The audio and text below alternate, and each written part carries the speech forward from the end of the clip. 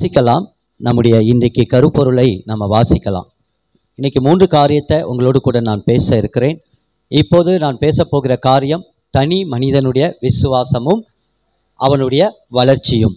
எப்படி ஒரு தனி மனிதன் தன்னுடைய விசுவாசத்தை பலப்படுத்தி கொள்ள முடியும், அதை எப்படி இன்னும் கொஞ்சம் அதிகமாக அந்த விசுவாசத்தில் வளர்ச்சி பண்ண முடியும் அப்படின்றத குறித்து உங்களோடு கூட நான் பேச தேவனால் இன்றைய கருப்பொருளை வாசிக்க கேட்போம். யாராவது பேதுரு 1ஆம் அதிகாரம் 7ஆம் வசனத்தை நம்ம வாசிக்க கேட்கலாம். வாசிக்கலாம்.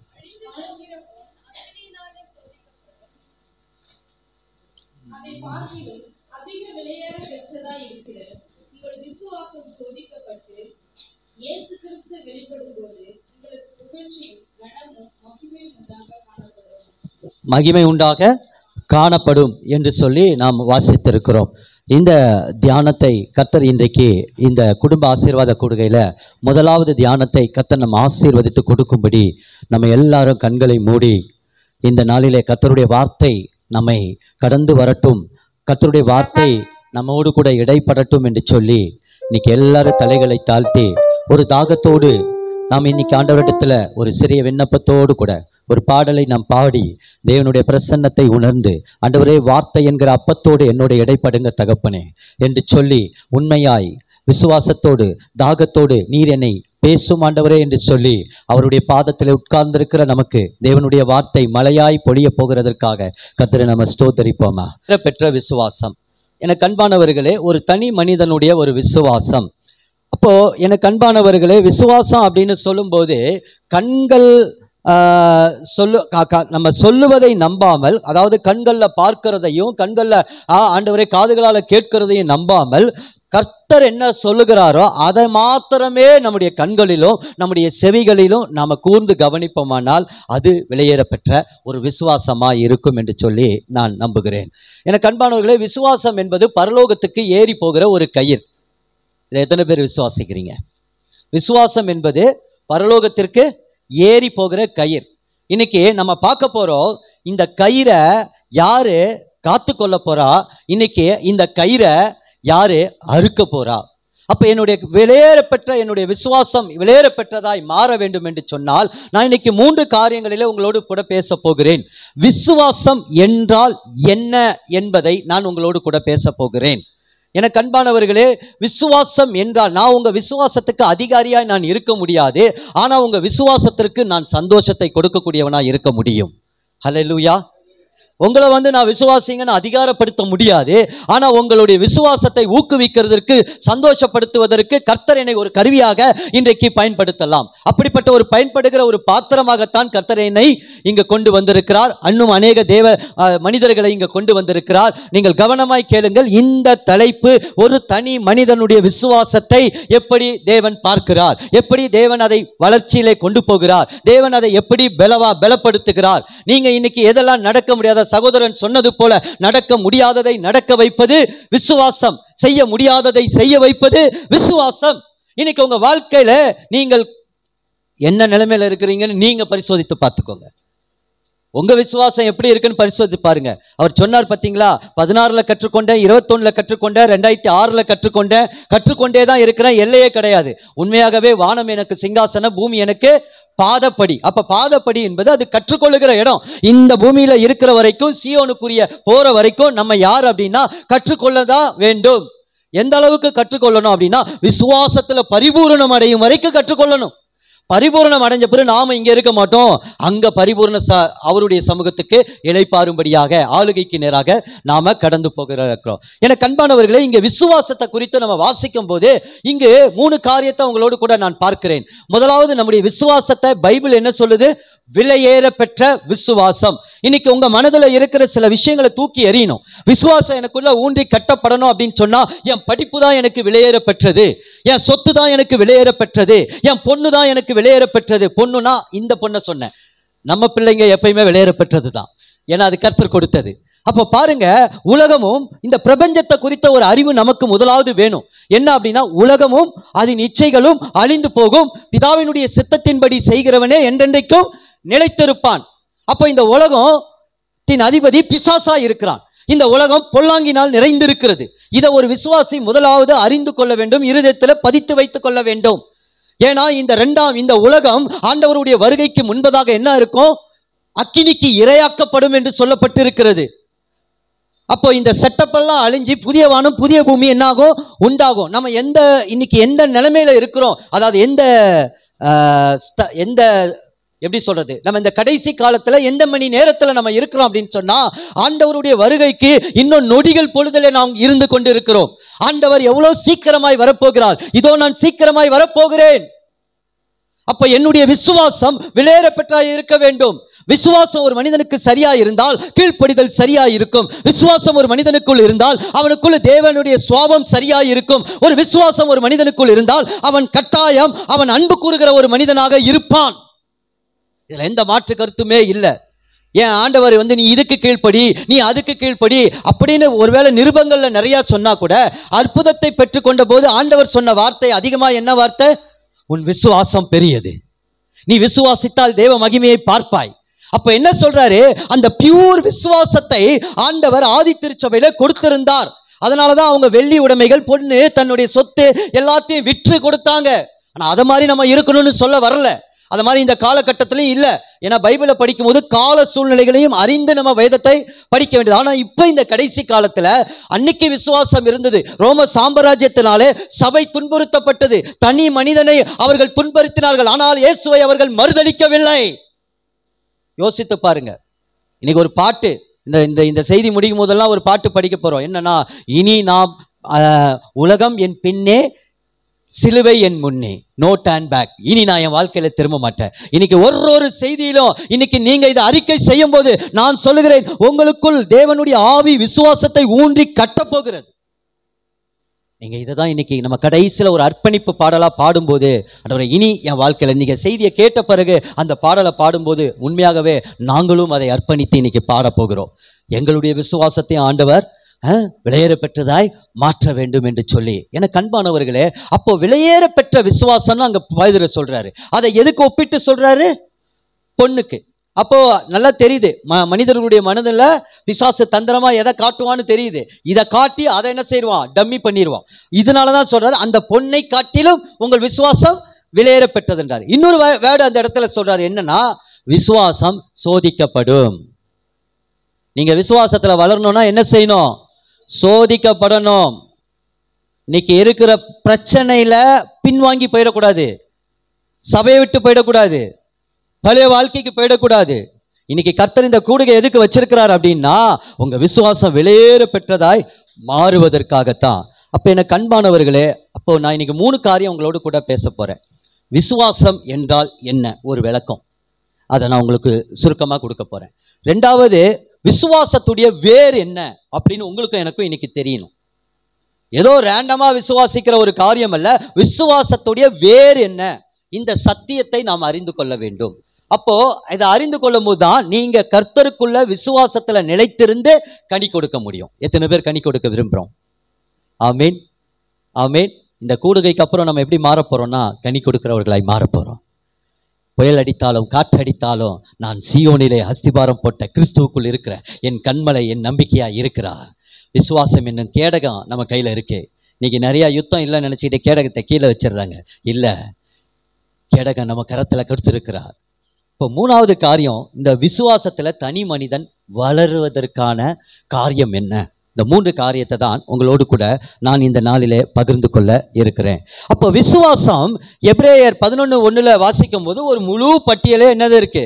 விசுவாச பட்டியல். 1 கொரிந்தியர் 13ஆம் அதிகாரத்துல முழுமையா என்னது இருக்கு? அன்பை குறித்த ஒரு செய்தி. இப்படி ஒவ்வொரு நிருபங்களில அன்பை குறித்தும் விசுவாச குறித்தும் நம்பிக்கையை குறித்தும் இப்படி பல காரியங்களை நம்ம பார்க்கலாம்.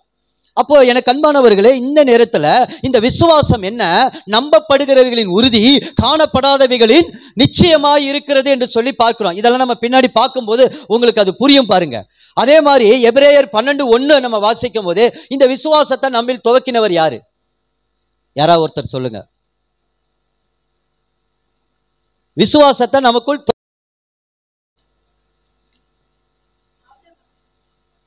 அது ஓகே, நீங்க அத 2வது பாயிண்ட் இப்பவே சொல்லிட்டீங்க. விசுவாசத்தை நம்மில் துவக்கினவர் யாரு? ஆபிரகாம் துவக்கல. விசுவாசத்தை நம்மில் துவக்கினவர் யாரு? இயேசு கிறிஸ்து. அப்ப அந்த வசனத்தை வாசிக்கலாமா? எபிரேயர் 12:1 வாசிங்களா யாராவது? மேகத்திரளான இத்தனை சாட்சிகள் நம்மை சூழ்ந்து கொண்டிருக்கும் போது பாருங்க, பாரமான யாவற்றையும் நம்மை நெருங்கி நிற்கிற பாவத்தையும், விசுவாசத்துக்கு விரோதம் என்னன்னா பாவ வாழ்க்கையும், இரண்டாவது நெருங்கி வருகிற பாவம் பிளஸ் பாரம் ரெண்டுமே வருது தள்ளி விட்டு. இது எது வரைக்கும் வரும்? விசுவாசம் ஓட்டம் முடிகிற வரைக்கும் என்னதான் வரும்? இந்த ரெண்டுமே உங்க வாழ்க்கையில வந்துகிட்டு தான் இருக்கும். அப்ப விசுவாசத்தை தொடங்கினவரும் விசுவாசத்தை முடிக்கிறவரை நோக்கி எப்படி ஓடணுமா? பொறுமையோடு ஓட கடவும் அப்படின்னு சொல்லப்பட்டிருக்கு. இப்போ இந்த விசுவாசம் எனக்குள்ள எப்படி வருது, ஆண்டவர் துவங்குகிறார் அப்படின்னு சொன்னா, நான் அதை உங்களுக்கு ரெண்டாவது சொல்றேன் அந்த காரியத்தை. இந்த விசுவாசம் நமக்குள்ள என்ன செய்யறது அப்படின்னு சொல்லி, இப்போ இந்த விசுவாசத்துக்கு ஒரு நான் டெஃபினிஷன் ஒன்று கொடுக்குறேன், நீங்க புரிஞ்சுக்கோங்க. எத்தனை பேர் வீட்டில் பேங்க் அக்கௌண்ட் இருக்கு? பேங்க் அக்கௌண்ட் இல்லாதவங்க இல்லவே இல்லை, கட்டாயம் பேங்க் அக்கௌண்ட் இருக்கு. அப்போ பேங்க் அக்கௌண்ட்டை கொடுக்கும்போது ஒரு ஏடிஎம் கார்டு ஒன்று கொடுப்பாங்க. இப்போ ஏடிஎம் கார்டு முன்னாடி ஒரு செக் லீஃப் ஒன்று கொடுப்பாங்க. இப்போ இந்த செக் லீஃப்ல நான் ஒன்று கேட்குறேன், நீங்கள் கஷ்டப்பட்டு சம்பாதிச்சு உங்கள் அக்கௌண்ட்டில் பணத்தை போட்டு நீங்கள் கையெழுத்து போட்டு அந்த செக்கை போய் பேங்க்கில் கொடுத்து நீங்கள் பணம் எடுக்கிறது கொஞ்சம் கடினமான வேலை தானே? கொஞ்சம் கஷ்டம் இல்லை? சம்பாதிக்கணும், அதுக்கேற்ற வருமானத்தை அதில் போடணும், அதுக்கப்புறம் நான் போய் அதை எடுக்கணும், இவ்வளோ வேலை இருக்குது. இப்போ நான் ஒரு ஈஸியான ஒரு காரியத்தை சொல்கிறேன். இப்போ நானே இருக்கிறேன்னு வச்சுக்கோங்க, ஒரு செக்கில் கையெழுத்து போட்டு எதுவுமே எழுதாமல் இந்தாங்கன்னு கொடுத்துட்றேன், எப்போனாலும் நீங்கள் எதனாலும் போட்டு எடுத்துக்கோங்க அப்படின்னு சொல்கிறேன். இப்போ நீங்கள் சம்பாதிக்க வேண்டாம், நீங்கள் உழைக்க வேண்டாம், எந்த பிரயாசமும் பட வேண்டாம், உங்கள் சிக்னேச்சர் கூட போட வேண்டாம், எதுவுமே போட வேண்டாம், பேங்க்குக்கு போய் உங்கள் தேவைகளை அந்த செக்கில் ஃபில்லப் பண்ணி எடுத்துக்கிறது எது ஈஸி? எது ஈஸி? எது ஈஸி? கையெழுத்து போட்டு கொடுத்த செக்கை ஒருத்தர் கொடுத்துட்றாரு பார்த்தீங்களா, அதை நான் பேங்க்குக்கு மட்டும் போய் நமக்கு தேவையானது, அதாங்க விசுவாசம். உங்க புரிந்து கொள்வதற்காக நான் அதை சொல்லுகிறேன். என்னுடைய கிரியையினாலோ என்னுடைய சாமர்த்தியத்தினாலோ அல்ல. எபேசியர் 2:8 வேதம் சொல்லுகிறது, கிருபையினால் விசுவாசத்தை கொண்டு நீங்கள் ரட்சிக்கப்பட்டீர்கள், அது உங்களுடையதல்ல, இது தேவனுடைய ஈவு, கிஃப்ட் ஆஃப் காட். தேவன் ஏற்கனவே சிலுவையில ஒரு கிருபையை, இரக்கத்தை கொடுத்திருக்கிறார். அவருடைய குமாரனை நம்முடைய பாவ நிவாரண பலியாக கொடுத்திருக்கிறார். இப்போ நான் முதலே சொன்ன, இதுதான் தான் சொன்னேன், அந்த நற்செய்தி உங்க கிராமத்துக்கு வந்தபோது, ஏதோ ஒரு சுவிசேஷகர் அந்த செய்தியை கொண்டு வந்தபோது, நீங்க ஏதோ ஒரு மூலையில சாபத்துல பாவத்துல ஒரு அறியாத தெய்வத்தை, உங்களுக்காக ஒண்ணுமே செய்யாத ஒரு தெய்வத்தை வணங்கி கொண்டு நீங்க மூட நம்பிக்கையில, நம்பிக்கையற்ற ஒரு இருளில நீங்க வாழ்க்கையை நடத்தி கொண்டு இருந்தீங்க. எடுக்கிறதெல்லாம் தோல்வி, நடக்கிறதெல்லாம் வீழ்ச்சி, ஒண்ணுமே உங்க வாழ்க்கையில சக்சஸ் இல்ல. சந்தோஷம் சொல்றோம், ஆனா அந்த சந்தோஷம் மெய்யாக இல்ல. சமாதானம் சொல்றோம், அது மெய்யாகவே இல்ல. ஆனா அந்த சந்தோஷத்தையும் சமாதானத்தையும் கொடுக்கும்படியாக ஒருவர் நற்செய்தி கொடுத்தார். இயேசு, அவர் நமக்காக மரித்தார், நமக்காக உயிர்த்தார், நமக்காக வரப்போகிறார் என்று சொன்னவுடனே நம்முடைய பாவங்களை சிலுவையிலே அவர் சுமந்தார், இலவசமாய் ரட்சிப்பை கொடுத்திருக்கிறார் சொன்னனே உங்களுக்குள்ள ஒரு உணர்வு வந்தது. உடனே ஆண்டவருக்கு உங்களை ஒப்பு கொடுத்தீங்க பாருங்க. அப்போ ஆண்டவர் ஈவா உங்களுக்கு என்ன கொடுத்தார்? கிருபையை கொடுத்தார், சமாதானத்தை கொடுத்தார், சந்தோஷத்தை கொடுத்தார், அந்த ரட்சிப்பை கொடுத்தார். அப்பதான் விசுவாசம் என்ன ஆகுது? உருவாகிறது. அப்ப இந்த விசுவாசம் அப்படின்னு சொன்னா என்ன அர்த்தம் அப்படின்னா, எபிரேய மொழியில அதுக்கு 2 வேர்டு யூஸ் பண்றாங்க. அதுக்கு என்ன வேர்டு அப்படின்னு சொன்னா, இன்னைக்கு இந்த விசுவாசத்தை குறித்து நிறைய டாக்கிங் போயிட்டு இருக்கு. நிறைய பேர் பேசுறாங்க, என்னன்னா எதுவுமே நீங்க ஆண்டவர்கிட்ட எதுவுமே நீங்க செய்ய வேண்டாம், ஆனா விசுவாசத்தா போதும் வந்துரும் அப்படின்னு சொல்றாங்க. இல்ல இல்ல, இன்னைக்கு ஒரு காரியத்தை உங்களுக்கு நான் சுட்டி காட்ட விரும்புறேன். இந்த விசுவாசம் அப்படின்னு சொன்னா அந்த வேர்டோடைய ஒரு ஆழமான அர்த்தத்தை உங்களுக்கு நான் சொல்ல விரும்புகிறேன். யமுனா அப்படின்ற வேர்டு, இன்னொன்னு பிட்டகோன் அப்படின்ற 2 வார்த்தை எபிரேய மொழியில இந்த விசுவாசம் என்ற தமிழ் வார்த்தைக்கு மூல மொழியில 2 அர்த்தம் கொடுக்குறாங்க. இப்ப இதோடைய விளக்கத்தை நான் சொன்னா உங்களுக்கு புரியும். யமுனா அப்படின்னு சொன்னா அறிவு சார்ந்த புரிதல்.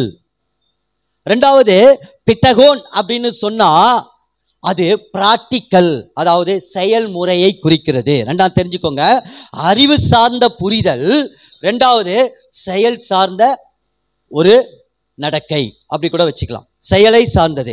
அப்போ நீங்க விசுவாசம் உங்களுக்குள்ள எப்படி கட்டப்படுது அப்படின்னு சொன்னா, நீங்க தயவு செய்து பிரதர் அண்ட் சிஸ்டர் கவனமா கேளுங்க. கண்மூடித்தனமா விசுவாசிக்கிற ஒரு குருட்டு விசுவாசம் இல்ல. கர்த்தர் அந்த சுவாசத்தை உங்களுக்குள்ள கொடுக்கும் போது உங்க அறிவுல, உங்க ஞானத்துல, உங்க புத்தியில ஒரு புரிதலை கர்த்தர் கொடுக்கிறார். அப்போ அந்த புரிதலை கொடுக்கும்போது அந்த புரிதலுடைய செயல்தான் விசுவாசம். இப்போ ஒரு வசனத்தை வாசிக்கலாமா? ரோமர் 10ஆம் அதிகாரத்தில் 9-10 யாராவது ஒருத்தர் வாசிங்களேன். வேகமா வாசிங்க. ரோமர் 10:9-10 வாசிங்க.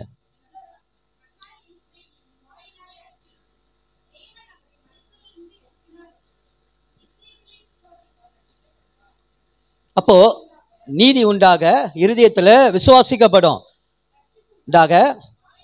அறிக்கை செய்யப்படும். அப்ப என்ன இந்த இடத்துல சொல்ல வராரு? ஒரு விஷயத்தை கேள்விப்படணும், உங்க அறிவு மன கண்களை தேவன் என்ன செய்கிறார்? திறக்கிறார். அன்னைக்கு திறக்கும் போதுதான் உங்களுக்குள்ள ஒரு புது மனுஷன் பிறக்கிறான். அப்ப அந்த அறிவு கண்கள், அதனாலதான் வேதம் சொல்லுகிறது, பிசாசு அவர்கள் மனக்கண்களை குருடாக்கி வைத்திருக்கிறான். எத்தனை முறை இந்த இயேசுவை கேட்டாலும் அவர்களுடைய அறிவு, ஞான கண்கள், புத்தி அவர்களுக்கு ஒரு தெளிவை கொடுக்கல. ஆனா இன்னைக்கு உங்களுக்கும் எனக்கும் கர்த்தர் அந்த அறிவை, அந்த ஞானத்தை, அந்த புத்தியில எட்டின ஒரு புரிதலை நாம் விசுவாசத்திலே செயல்படுத்தும்படியாக கர்த்தர் வைத்திருக்கிறார். அதனாலதான் இருதயத்தில் விசுவாசிக்க நீதி உண்டாகும், வாயினால் அறிக்கை செய்ய ரட்சிப்பு உண்டாகும். அதை நீங்க தொடர்ந்து வாசிங்கன்னா சொல்றாரு. அடுத்து ஒரு வார்த்தை சொல்றாரு, இப்போ நீங்களும் நானும் ஒரு விசுவாசியா மாறிட்டோம், ஒரு புரிதல் நமக்கு வந்துருச்சு, ஒரு செயல்பாடு நமக்கு வந்துருச்சு, நம்ம புது மனுஷனா பிறந்துட்டோம், கர்த்தருடைய பிள்ளையா மாறிட்டோம். இப்போ சொல்றாரு அடுத்து ரோமர்ல 10ஆம் அதிகாரம் 11ஆம் வசனம் நினைக்கிறேன், அதுல சொல்றாரு, விசுவாசிக்கிறவன் வெட்கப்பட்டு போவது இல்லை என்று சொல்லுகிறார். அது மாத்திரம் இல்ல, அவரை தொழுது கொள்ளுகிற யாவருக்கும் அவர் ஐஸ்வர்ய சம்பன்னராய் இருக்கிறார். அப்ப விசுவாசிக்கிறவன் தரித்திரன் அல்ல, அவர் ஐஸ்வர்யவனாய் இருக்கிறது போல நீங்களும் நானும் ஐஸ்வர்யவனாய் மாறுகிறோம். ஹல்லேலூயா. எதுல? விசுவாசத்துல. அதுக்கு தான் இந்த செக் லீஃப் கதை சொன்னேன். உங்க இஷ்டம் தான். இன்னைக்கு உங்க விசுவாசம் இவ்வளோ இருந்ததுன்னா செக்ல அவ்வளோ அமௌண்ட் தான் எழுதுவீங்க. உங்க விசுவாசம் பெருசா இருந்ததுன்னா ஆண்டவர்கிட்ட பெருசா கேட்பீங்க. நான் புரியறதுக்காக சொல்றேன். அதனால யார் செக்கையாவது வாங்கி ஃபில்லப் பண்ணிடாதீங்க. ஒரு புரிதலுக்காக சொல்றேன். என் கீழே செக் கிடைச்சதுன்னா அட்ரஸ் செஞ்சா கொடுத்துருங்க. ஆமா, அப்புறம் அது அஃபென்ஸ் ஆயிடும். சரிங்களா? அது மாத்திரம் இல்ல, விசுவாசிக்கிற எவனும் ரட்சிக்கப்படுவான் அப்படின்னு சொல்லப்பட்டு இருக்கிறது. எனக்கு அன்பானவர்களே, அப்ப பாருங்க, இதுதான் பவுல் ரோமர் 10 வந்துகிட்டே இருக்கும்போது இந்த விசுவாசம் ஒரு மனிதனுக்குள்ள எப்படி வருது அப்படின்னு சொன்னா, விசுவாசம் கேள்வினால் வருகிறது, கேள்வி வசனத்தினால் வருகிறது. இதை நல்லா புரிஞ்சுக்கோங்க. இது நான் விசுவாசத்தை பற்றி மட்டும்தான் சொல்லிட்டு இருக்கேன். இப்போ விசுவாசம்னா என்ன?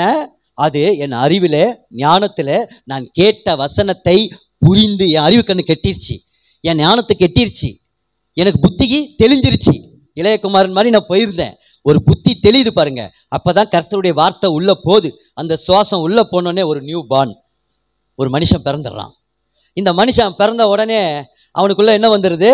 அந்த சுவாசம், தேவன் கொடுத்த சுவாசம். நமக்கு ஏற்கனவே இருக்கிற சுவாசம் இல்லை, அந்த ஆவி இல்லை, தேவனுடைய ஆவி நமக்குள்ள வந்துடுது.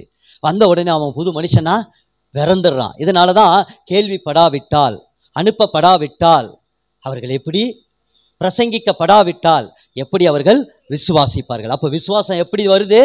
கேள்வினால். கேள்வி எதனால் வருது? வசனத்தினால் அப்ப வருது. அப்ப ஒரு தனி மனிதனுடைய அந்த விசுவாசத்தை ஆண்டவர் அப்படியாக செயல்படுத்துகிறத நம்ம பார்க்கிறோம். அப்ப எபிரேயர் 11:1 இப்ப வாசிங்க. இந்த விசுவாசம் எப்படி ஆக்ட் பண்ணுதுன்னு நான் உங்களுக்கு சொல்றேன் பாருங்க. எபிரேயர் 11:1 இப்ப வாசிங்க. சும்மா ரேண்டமா பண்ணல, ஆக்ட் பண்ணல. இன்னைக்கு ஆபிரகாமை குறித்து நம்ம சொல்றோம், அவன் விசுவாசித்தான், அது தேவனுக்கு நீதியா இருந்தது, அவனுக்காக மாத்திரமல்ல அது நமக்கும் நீதியா எண்ணப்படுகிறதுன்னு ரோமர் 4ஆம் அதிகாரத்துல நம்ம வாசிக்கிறோம். இப்ப வாசிங்க, எபிரேயர் 11:1 வாசிங்க.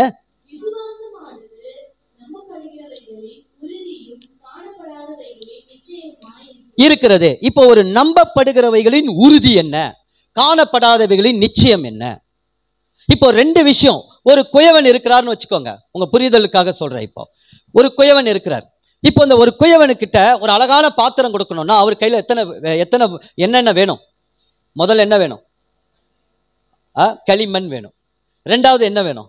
தண்ணி வேணும். இந்த ரெண்டு இருந்தா அந்த குயவன் என்ன செய்யறாரு? ஒரு அழகான பாண்டத்தை உருவாக்குறார். நான் இப்போ உங்களுக்கு சொல்றேன், உங்க விலையேற பெற்ற விசுவாசம் ஒவ்வொரு தனி மனிதனையும் தேவன் எப்படி ஆதியில ஒரு உருவாக்குகிற சக்தியா இருந்தாரோ அதே போல அந்த சிருஷ்டிப்பின் சக்தி, அந்த சிருஷ்டிப்பின் வல்லமை உங்களுக்குள்ள இருக்குன்னு சொல்றேன். உங்க குடும்பம் கட்டப்படும்னு சொல்றேன், உங்க பிள்ளைகள் கட்டப்படுவாங்கன்னு சொல்றேன். எதுல? உங்களுக்குள்ள இருக்கிற விசுவாசத்தினால கட்டப்படும். அப்ப நம்பப்படுகிறவைகளின் உறுதி என்ன? ஒரு ரேண்டமா பேய் மாதிரி அப்படியே போய் விசுவாசிக்கிறது இல்ல. எனக்குள்ள ஒரு நம்பப்படுகிற ஒரு உறுதி வருது. என்னன்னா, தேவனுடைய ஆவி எனக்குள்ள வருது. இப்ப காணப்படாத ஒரு நிச்சயம் என்ன வருதுன்னா, வார்த்தை வருது. இப்ப ஒரு குயவன் கையில 2 காரியம் இருக்கு. என்னது? களிமண் இருக்கு, தண்ணி இருக்கு. இதை 2 வச்சு அவன் என்ன செய்யறான்? ஒரு அழகான பாத்திரத்தை அவருடைய விருப்பத்தின்படி உருவாக்குறான். அதனாலதான் ஏசாயா 62 வாசிக்கும் போது, பிதாவே நாங்கள் களிமண்ணாய் இருக்கிறோம், நீர் குயவனாய் இருக்கிறீர், உம்முடைய கரத்தின் கிரியைகளாய் நாங்கள் இருக்கிறோம்னு சொல்லி அவங்க அப்படியே ஆண்டவர்கிட்ட உமக்கு பிரியமான பாத்திரமா எங்களை உபயோகப்படுத்துங்க அப்படின்னு சொல்றாரு அந்த வார்த்தை. அப்போ அந்த அதிகாரத்துல அப்படி வருது பாருங்க. அப்போ இந்த இடத்துல என்ன வருது அப்படின்னு சொன்னா, ஆதியாகமத்துல வாங்க. இப்போ ஆதியாகமத்துல என்ன இருந்தது? 2ஆம் வசனத்துல ஆவியானவர் ஜலத்தின் மேல் அசைவாடி கொண்டிருந்தார். இப்ப தேவனிடத்துல என்ன இருந்தது? ஆவி இருந்தது. இப்ப தேவன் அடுத்து என்ன சொன்னார்? ஒழுங்கின்மையும் வெறுமையுமா இருந்த இந்த பூமியை பார்த்து என்ன சொன்னார்? உண்டாக கடவுதுன்னு சொன்னார். இப்ப 2வது ஒரு வெப்பன் என்ன வருது? வார்த்தை. அப்ப ஆவி தேவன்கிட்ட இருக்கு, அவர்கிட்ட வார்த்தையும் அவர்கிட்ட தான் இருக்கு. இந்த வார்த்தையினால ஒழுங்கின்மையும் வெறுமையுமானதை அவர் என்ன செய்யறாரு? சிருஷ்டிக்கிறார். இப்ப குமாரன் இந்த பூமிக்கு வரும்போது அவருக்குள்ள என்ன இருக்கு? தேவனுடைய ஆவி இருக்கு. அவருக்குள்ள என்ன இருக்கு? தேவனுடைய வார்த்தை இருக்கு. சுகம் உண்டாகட்டும்னு சொல்றாரு. நீ எழுந்து நட என்று சொல்றாரு. உன் பாவம் உனக்கு மன்னிக்கப்பட்டதுன்னு சொல்றாரு. இந்த இயேசுவுக்கு அந்த வல்லமை எங்க இருந்து வந்தது? ஒரு சிருஷ்டிப்பின் வல்லமை. மறுபடியும் பிசாசின் வல்லமையினால அகப்பட்டு இருக்க யாவரையும் விடுதலையாக்கும்படி அவர் என்ன செய்தார்? நன்மை செய்கிறவராய் சுட்டினார். அந்த அதிகாரத்தை இயேசுவுக்கு கொடுத்தார். இப்போ அந்த இரத்தத்தினால அந்த விசுவாசம் உங்களுக்குள்ள வரும்போது, தேவன் ஒரு நம்பப்படுகிறவையின் உறுதி என்ன? எனக்குள் தேவனுடைய ஆவி இருக்கிறது. இப்போ எனக்கு இந்த வார்த்தை இருக்கிறது. நான் இதை விசுவாசித்து, நான் இதை சுவாசித்து, இதை நம்பி அன்பு கூர்ந்து நான் இதை பேசும்போது நாமளும் என்னவா மாறிடுறோம்? ஒரு சிருஷ்டிப்பின் வல்லமையா மாறிடுறோம். அப்ப நம்ம நாவு எவ்வளவு ரொம்ப முக்கியம் தெரியுமா? பிசாசு எங்க சூனியத்தை வைக்கிறான் தெரியுமா? இன்னைக்கு நாக்கில் வச்சிடறான். சோழி முடிஞ்சு போகுது. இப்போ கடந்த நாட்கள்ல ஒரு ஊழியக்காரர் சொன்னது, எங்களோட செய்கிற ஊழியக்காரர், ரொம்ப வருத்தமான விஷயம், நான் பேர் சொல்ல விரும்பல. அவர் ஒவ்வொரு பசங்களையும் பார்க்கும்போது, பேரண்ட்ஸையும் பார்க்கும்போது சொன்னாராம், உன் பிள்ளை ஃபெயில் ஆனா கூட நீ திட்டக்கூடாது. யாருமே அப்படி சொல்ல மாட்டோம். உன் பிள்ளை மார்க்கு கம்மியாக எடுத்தா கூட நீங்கள் ஒன்றும் சொல்லக்கூடாது அப்படின்னு தான் நம்ம ஒரு ஆலோசனை கொடுப்போம். பிள்ளை பாஸ் ஆகிடும், மார்க் கம்மியாக எடுத்தா கூட நீங்கள் ஒன்றும் சொல்லக்கூடாது அப்படின்னு தான் நம்ம சொல்லுவோம். நான் அப்படி தான் சொல்லுவேன். அவர் என்ன சொல்லியிருக்கிறாரு? எப்படி சொல்லியிருக்கிறாரு? உங்கள் பிள்ளை ஃபெயில் ஆனால் கூட நீங்கள் என்ன சொல்லக்கூடாது? ஒன்றும் செய்யக்கூடாது, உங்களுக்கு பிள்ளை தான் முக்கியம் அப்படின்னே எல்லாருக்கிட்டையும் சொன்னேன்றார். அவர் சொன்ன சாட்சி, கடைசியில் அவருடைய பிள்ளை ஃபெயில் ஆயிடுச்சு. அப்போ கர்த்தர் அவரோட பேசுகிறாராம், உன் வாயில நான் அதிகாரத்தை வைத்திருக்கிறேன், என்னுடைய சுவாசம் உனக்குள்ள இருக்கு, நீ என்ன பேசுன? நீ ஒரு ஊழியக்காரன், உன் வாயிலிருந்து என்ன வரணும்? ஜீவனை கொடுக்கிற வார்த்தை வரணும், மற்றவங்களை கட்டி எழுப்பக்கூடிய வார்த்தை வரணும். அப்படிப்பட்ட நீ போய் ஃபெயில் ஃபெயில் ஃபெயில் ஃபெயில் யாருடையது? சாசுடையது. அப்ப பாஸ் யாருடையது? ஆண்டவருடையது. நீ அதை சொல்லாமே. கம்மியா மார்க் எடுத்து பாஸ் ஆனா கூட பரவாயில்ல, உங்க பிள்ளைகளை ஒன்றும் சொல்லாதீங்க, மார்க் பாஸ் ஆனா போதும்னு சொல்லியிருக்கலாமே அப்படின்னு சொல்லி பாருங்க. அநேக நேரத்தில் நம்முடைய காரியங்கள் இப்படி. அப்போ இன்னைக்கு சபையாகிய நமக்கு 2 கொடுக்கப்பட்டிருக்குது. வாசிக்கலாம். கலாத்தியர் 4:6 யாராவது ஒருத்தர் வேகமா வாசிங்க. அதற்கு பின்பாக யோவான் 6ஆம் அதிகாரம் 63ஆம் வசனத்தை வாசிங்க.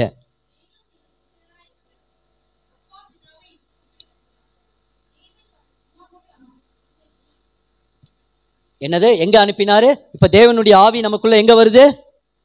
அப்பா பிதாவே அழைக்கும்படி அந்த ஆவி எங்க வருது? இருதயத்தில் வருது. ஒரு வெப்பன் கிடைச்சிருச்சா? இப்ப நம்பப்படுகிற உறுதி என்ன? எனக்குள்ள ஒரு ஆவி வந்துருச்சு. ஆவினா உயிர். எனக்கு உயிர் வந்துருச்சு. பழைய மனுஷன் செத்து புது மனுஷன் வந்துருச்சு. Brother and sister, be careful. இந்த சத்தியம் ஒரு ஆழமான சத்தியம். இதை கவனமா கேளுங்க. நம்ம வாழ்க்கையில இதை அபியாசப்படுத்தும் போது நான் சொல்லுவேன், பிசாசு நடுங்கும். இப்பவே நம்ம பேசி கொண்டு இருக்கும் போதே சத்ருவானவன் நடுங்க ஆரம்பிச்சுட்டான். தேவ பிள்ளைகளுக்கு ஒரு தெளிவு வருது அப்படின்னு சொன்னாலும் அவன் என்ன செஞ்சிருவான்? நடுங்க ஆரம்பித்துருவான். நான் இவ்வளவு நாள் இவங்களை இதுல கட்டி வைக்கலாம்னு நினைச்சேனே, ஆனா இன்னைக்கு அது முடியாது போலையே, இன்னைக்கு அந்த கட்டை இவன் அழுத்துருவான் போலையே, கட்டாயம் அழுத்து தான் போறோம். இன்னைக்கு கட்டை அவிழ்க்கப்பட்டவங்களா தான் நம்ம கடந்து போக போறோம். ஆமீன், ஆமீன். அப்போ 2வது காரியம், இப்ப 6:63 வாசிங்க. யோவான்.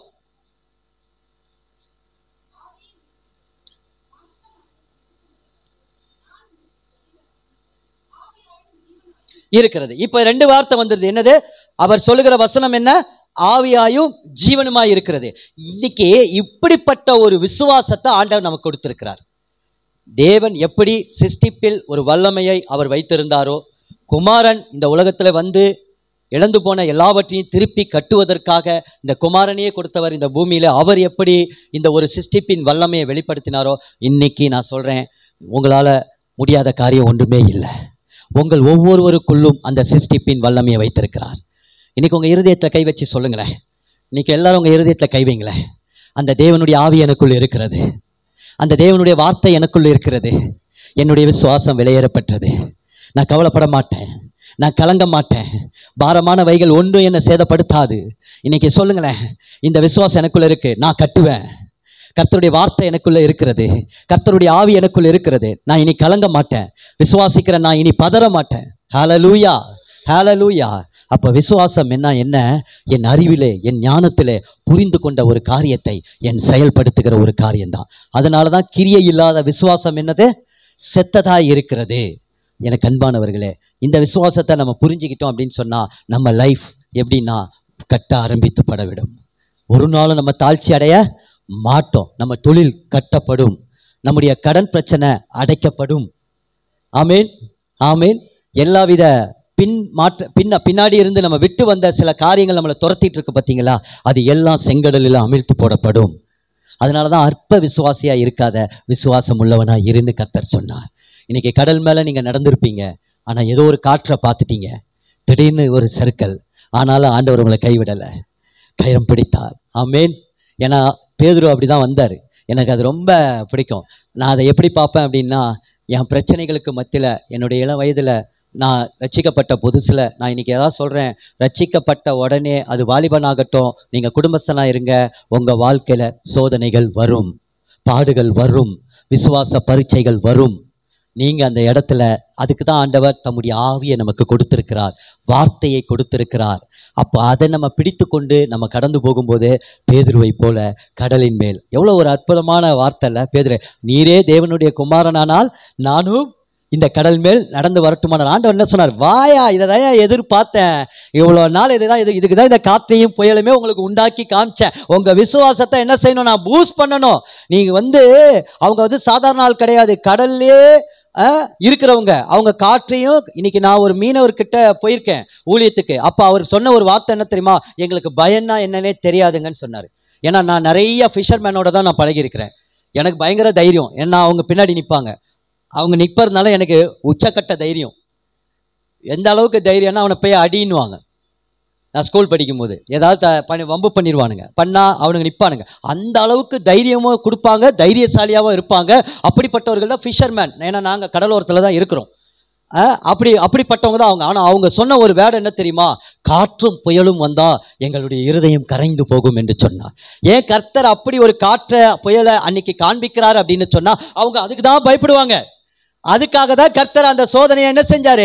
கொஞ்சம் அப்படி அனுமதிச்சு அடுத்த செகண்டு பேதுரு, இவர் தேவனுடைய குமாரனே ஆனால் நானும் வரட்டுமா? அவங்க பேயின்னு பயந்தாங்க. முதல் பயப்படாதீங்க, நான் தான் சொல்லி ஒரு தெளிவை கொடுத்தார். அப்போ உடனே பேதுரு பாருங்க, அதான் விசுவாசத்துல முன்னேற்றம். அதனாலதான் அவரை சபைக்கு முதல் தூணாக, ஒரு முதல் அப்போஸ்தலனாக கர்த்தர் முதல் இரத்த சாட்சியாக ஏற்படுத்தினார். தைரியமானவர்களை தான் கர்த்தர் முன்னே அழைப்பார். அதனாலதான் பேதுரு எழுதும்போது சொல்லுகிறார், விசுவாசத்தோடு கூடிய தைரியத்தோடு கூடிய ஞானத்தையும், ஞானத்தோடு கூடிய இச்சை அடக்கத்தோடு கூட சகோதர சேகையும் அன்பையும் கூட்டி வழங்குங்கள் என்று சொல்லுகிறார். சும்மா பேதுரு எழுதல, விசுவாசம் சும்மா இல்ல. சோதிக்கப்படும் போதுதான் நீதிமான் சிங்கத்தை போல தைரியம் உள்ளவன், துன்மார்க்கன் தொடாதிருந்த ஓடி போவான். உங்களுக்குள்ள இருக்கிற விசுவாசம் அது நீதிமானுக்குரிய விசுவாசம். தைரியமாயிருங்கள், என்ன நடந்தாலும் கவலைப்படாதீங்க. எனக்கு அன்பானவர்களே, அந்த சிருஷ்டிப்பின் வல்லமையின் விசுவாசத்தை கர்த்தர் நமக்கு கொடுத்திருக்கிறார். நம்மளால முடியாது, அதனால சொல்ற, உங்களால் கூடாத காரியம் ஒன்றுமில்லை, நீ விசுவாசித்தால் எல்லாம் கூடும். இது இயேசு சொன்ன வார்த்தை, நீ விசுவாசித்தால் எல்லாம் கூடும். சரி, ரெண்டாவது